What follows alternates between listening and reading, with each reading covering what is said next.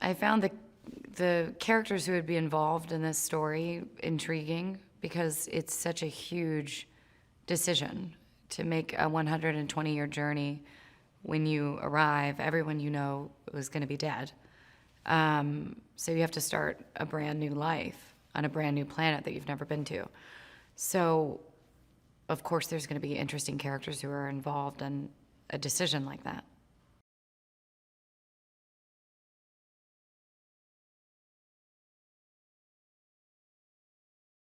Aurora is very smart and very driven and curious. She's also the daughter of a very famous author, which I think always keeps her wanting more and wanting to have her own name.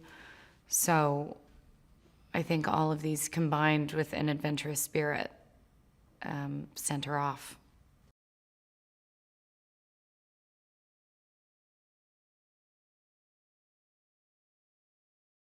The movie's very visually interesting because these two people are trapped, but it's the space and the visuals are so large. They're so lost in this giant space that's so much bigger than them.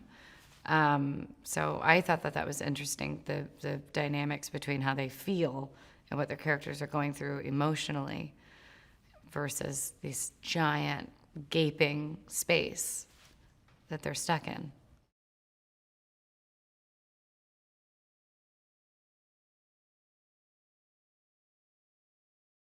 I just thought it was so interesting. I thought it was such an interesting concept, and I hadn't seen anything like it.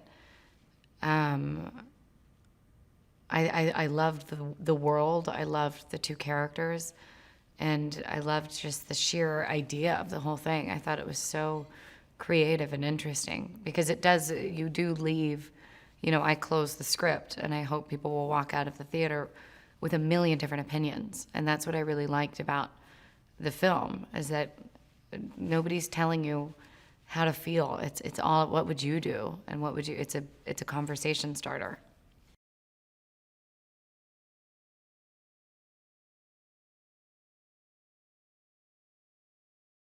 Chris Pratt is the hardest working person on a movie, including the crew, including everybody. I mean, he is the hardest working person I've ever met in my life and has such an amazing attitude.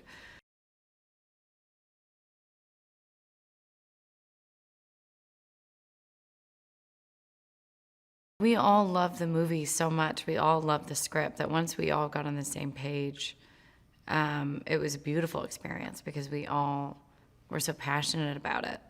So, I mean, Chris and I were always thirsty to hear what Morton was thinking and what his vision was for each set and his opinion on our characters. But we were all really dialed in together.